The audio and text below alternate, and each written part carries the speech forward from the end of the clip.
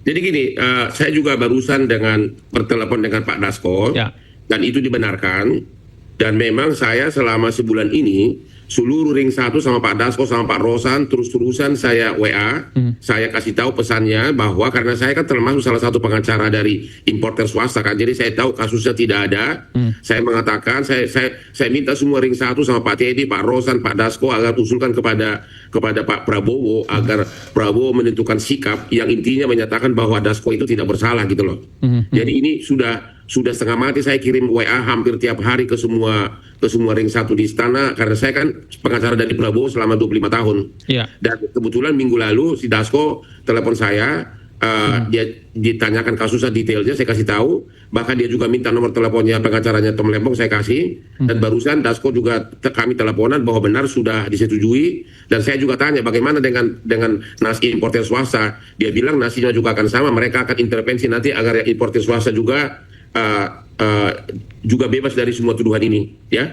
Jadi ini selama sebulan penuh saya bergerilya terus, saya WA-in ke semua pihak karena saya memang dekat sama semua ring istana, karena saya pengacara Prabowo puluhan tahun. Kira-kira begitu. Jadi benar itu berita. Iya, Bang Hotman, jika Anda melihat ada kita lihat bahwa ini adalah salah satu upaya yang cukup istimewa kepada Tom Lembong dan juga Pak Hasto, ini menurut Anda latar belakang atau alasan yang paling utama untuk memberikan dua orang ini keistimewaan apa, Bung Hotman? Kalau saya hanya bisa bicara mengenai Tom Lembong, bahwa karena memang kasus Tom Lembong itu tidak ada pidananya sama sekali, total tidak ada pidananya sama sekali. Justru Tom Lembong itu memberikan izin impor kepada para swasta dalam rangka penugasan untuk menyelamatkan rakyat dari kekurangan gula. Ya.